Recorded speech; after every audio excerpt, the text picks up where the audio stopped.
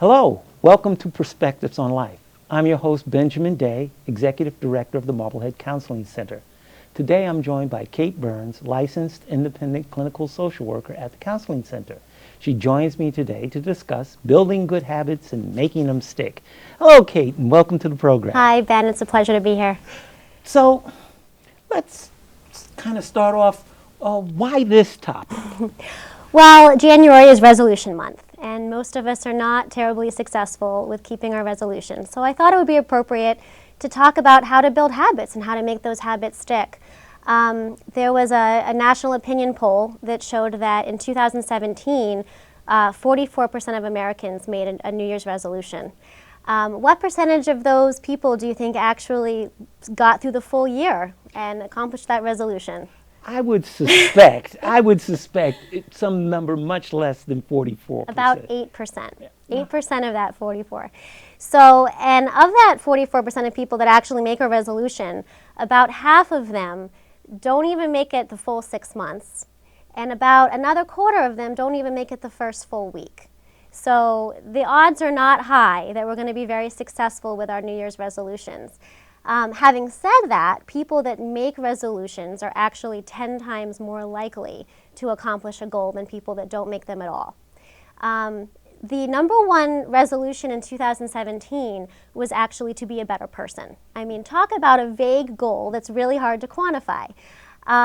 Close behind that are the typical goals, eating healthy, exercising, trying to work on finances, those sorts of things. So that's why I chose this topic, is to really kind of, and I'm looking at this from a sort of a behavioral psych standpoint. So I'm going to make some references to some behavioral psych terminology throughout this. Oh, okay. So I guess we should start off with, why is there such a high failure rate? What's going on? What makes making resolutions and sticking with them so difficult? Yeah. We really underestimate how hard it is to change human behavior. We tend to go into things without a clear plan, without a clear strategy. We're very vague and broad, we're not concrete enough, and we're not quantifying things enough. There's a difference between a life goal and a habit. For example, a lot of times people say, well, I want to lose weight. I want to lose 30 pounds this year. That's a great life goal. That's not a habit. A habit is going out and walking 3 times a week for 20 minutes. And so a lot of times when we make a resolution, it's actually more a life goal than an actual quantifiable habit. And when behavioral psychologists talk about how do you come up with a goal that's going to be successful, they use the acronym SMART. And SMART stands for specific, measurable, achievable, realistic, and time-based. And really, for a goal to work, you need all of those. And if you don't have all of those, chances are you're probably going to be setting yourself up for failure.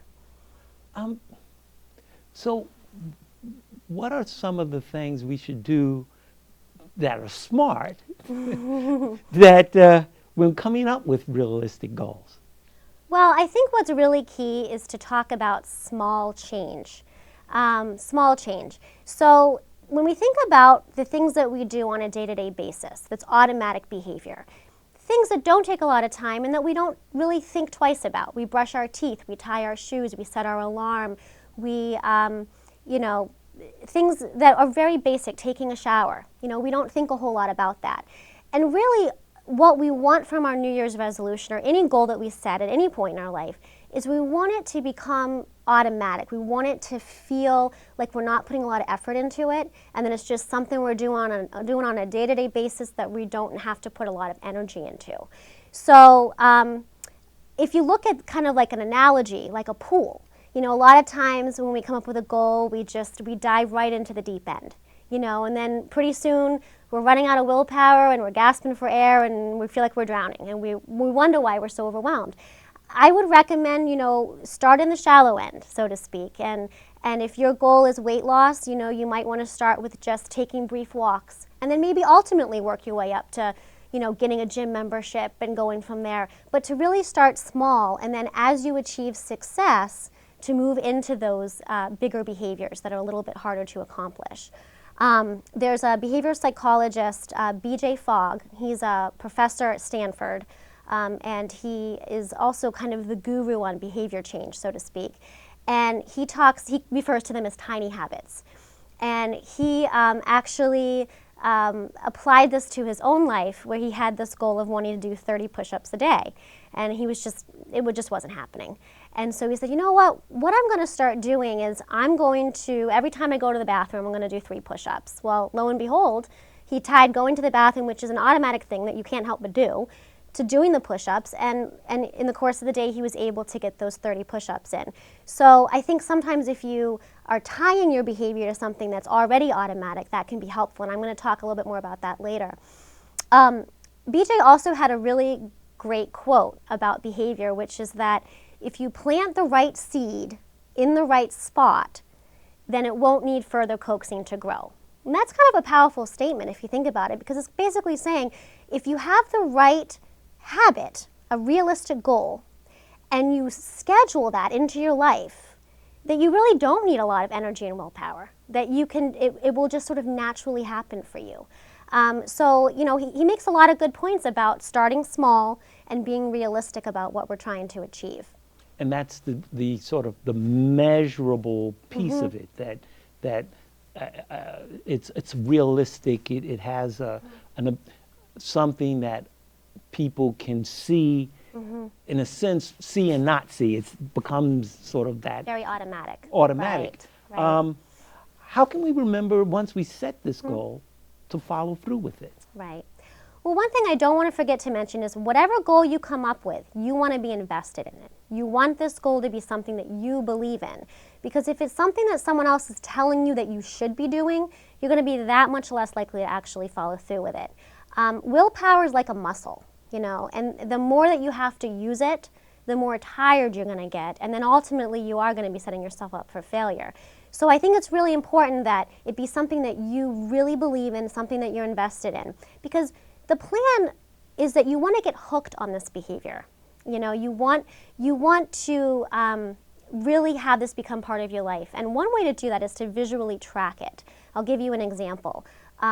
Jerry Seinfeld, I think we all know who he is, when he was trying to become a better comedian, he had a goal of writing one new joke every day. And what he would do to kind of hold himself accountable to that is that he would put a big X on his calendar each day. And he called it building the chain. And he didn't want to break this chain. So he sort of had this visual tracking method so that he could see that every day he was doing this. And then it just became a habit, something that he didn't want to break. Visual reminders are really powerful. You know, if you want to remember to floss every day, I mean, that's something I think we all struggle with. Put the floss right next to your toothbrush. Don't put it in your bathroom drawer. Put it right there next to the toothbrush.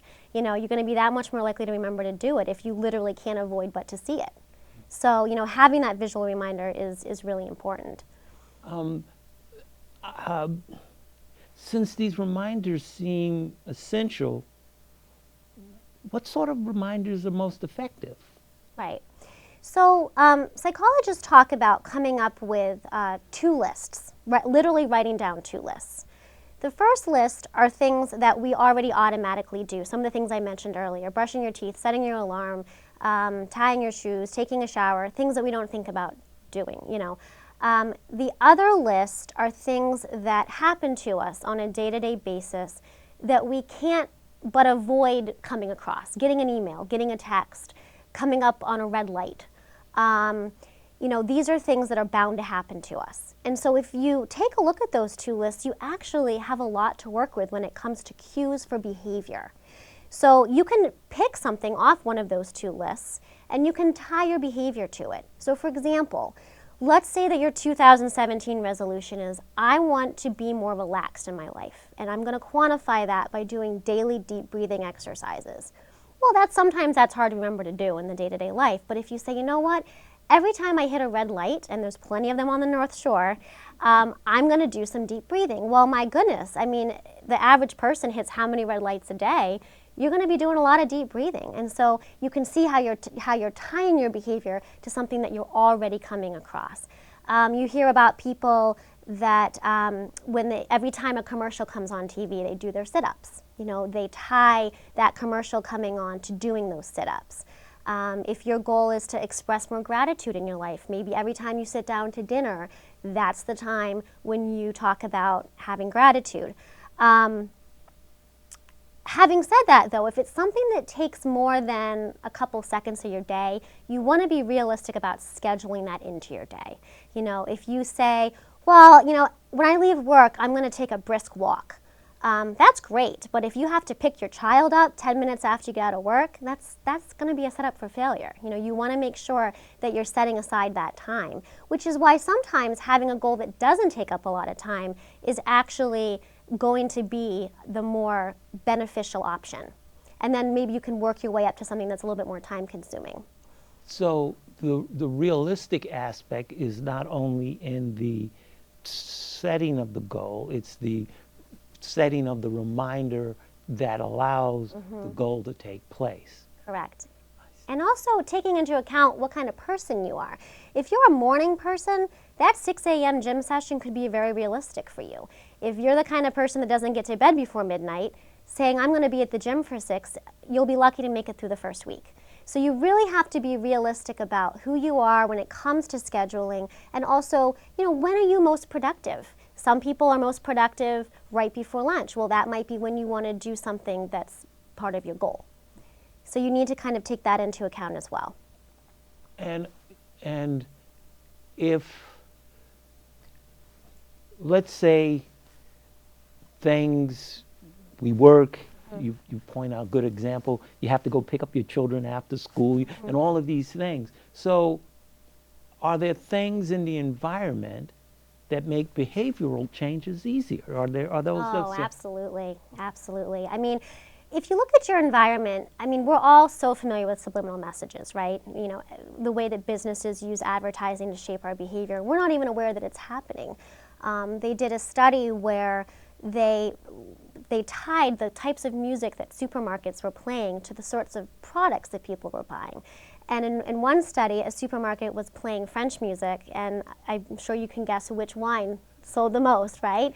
And then they changed it up and they did the German music, and all of a sudden the German wine was selling the most. And I'm not even sure that people were aware they were doing it, you know? So it's really interesting how your environment can shape behavior. And we talk about the environment priming behavior, and by that I mean we're more primed to do something if our environment is a certain way. If you have a plate of chocolate chip cookies sitting on your kitchen counter, you're pretty much primed to eat those cookies. If they're sitting in your pantry and they're all wrapped up, well, chances are you're going to be a lot less likely to grab one. So we can actually alter our environment to shape our behavior, and that's really powerful if you think about it. There is a term called activation energy. This is technically a chemistry term, and it talks about the minimum amount of energy that it takes to create a chemical reaction. Psychologists have sort of adopted/stolen that term to talk about human behavior, and they talk about activation energy as being sort of the minimum amount of energy that it takes to accomplish something.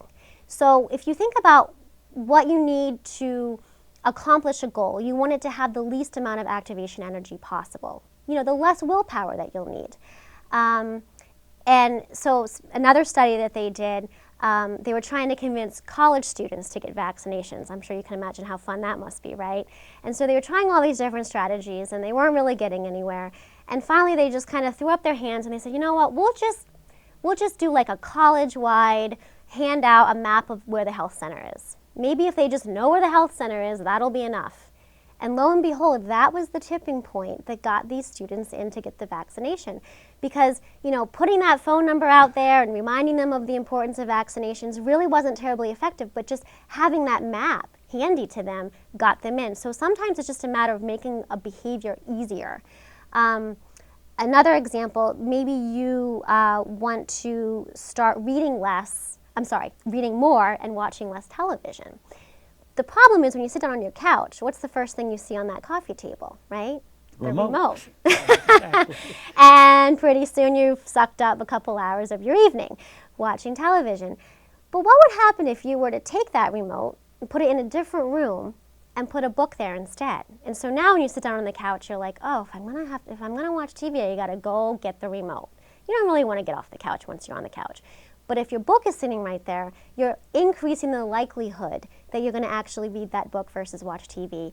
You've actually decreased the activation energy needed to read. So bottom line is, you really want your behavior to become a default behavior. You want it to sort of be something that, like I said, is automatic. It's kind of your go-to, something that you don't really have to think too much about. So in a sense, using the cookie as the example, Yeah. if the cookies aren't there, Yep. then the odds are pretty good you're not going to eat the cookie. Right. And if the environment is conducive to a habit change, Yeah. you're more likely to do it only because it's the only thing available. Right. We're talking about the environment, but I assume that other people, family, friends, coworkers, there are factors there that help or hinder changes in our habits. Absolutely. Other people are huge. It's a huge, really, having other people in our corner, so to speak, is very important when it comes to changing behavior. We tend to act and feel and behave the way that the people around us do. So if your spouse is not a healthy eater, chances are it's going to be that much harder for you to be a healthy eater. So, you know, that's why we talk about sort of having a partner in crime when it comes to changing behavior, having a training partner, having somebody who's sort of in our corner. You know, there are studies that indicate that we are the average of the 5 people that we hang out with the most. So that's why it's really important to sort of be selective about who you choose to hang out with a lot.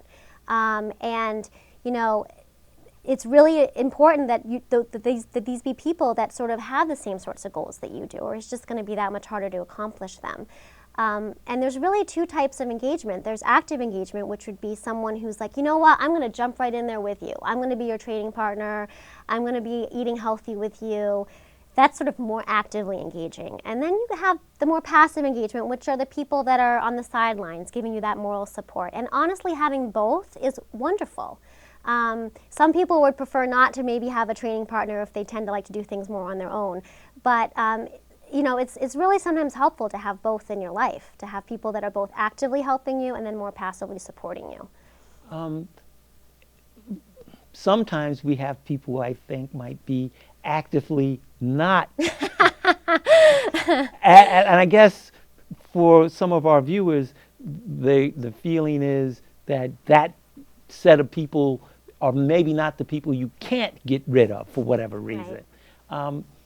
What happens in that case where there's, and maybe they're being just passively not helping? What then? It's tricky. I mean, it's really tricky when you have people in your life that are not in your corner, and I think that just takes that much more willpower. You know, you talk about activation energy. It takes that much more energy for you to accomplish something. If your goal is to get to the gym in the early morning and your spouse or your significant other isn't helping you with something like childcare or just making it that much harder for you, yeah, it's going to take more effort on your part, and you really have to kind of find that motivation to get things done. But it's definitely trickier when you don't have someone who's backing you, for sure. So, how are there some ways that I, as the person trying to change these habits and grow into new habits, how do I hold myself accountable for these changes that I'm trying to? Accountability depends a lot on personality, I think. You know, if you're someone who's extroverted and drawn to people, you're sort of a people person, you're going to really be inclined to want a friend to help you out, to meet you at the gym or to kind of be on that diet with you. For example, you know, some people want to use social media or some other public forum to kind of put their goals out there and get the support that way. Some people tend to not want to have it be quite as public, and they want to be held accountable in other ways, like maybe some sort of app. Some people use something like a Fitbit to keep themselves on track. And then you have other people, I hate to say it, that like to use money as a motivator. You know, they either plan on getting a particularly expensive gym membership because spending that much money every month spurs them to get there, or they might have say to a friend, like, if I no-show at the gym, if I leave you high and dry at 6 in the morning, I owe you $10 or $15, you know, and to sort of use money as a way to kind of be held accountable as well. And these things that I'm talking about are what psychologists call commitment strategies. And basically, they're the things that we use to kind of keep ourselves on track. You know, the first couple weeks that we're doing something, it's the honeymoon period. We're on track. It's not too bad.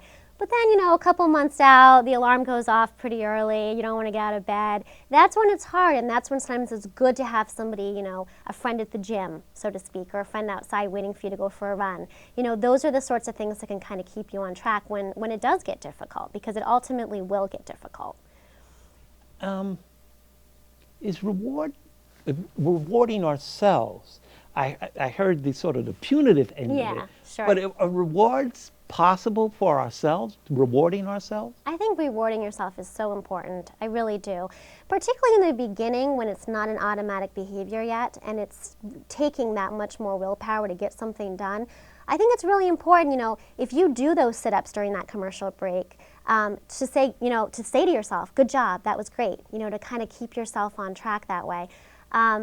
You know, sometimes praise is enough. Other people need something a little bit more concrete. It might be, you know, I'm not going to be able to watch my favorite TV show tonight unless I get to the gym. That's going to be my reward. Is when I get back from the gym, then I can put my show on. So they need something a little bit more concrete to kind of keep themselves on track. But I absolutely do. And I think, but the other piece to this is that if it's a goal that you don't believe in, that you're not invested in, rewarding yourself is going to just feel, it's not going to feel real. It's not going to feel genuine. So again, it speaks to you need to be invested in this goal or this resolution, because if you're not invested, then when you go to reward yourself, it's going to feel disingenuous. And what are some of the more positive rewards? What would a reward look like? Well, everyone's so different, you know. Ideally, you know, if your goal is to lose weight, you're not using a cookie as a reward, right?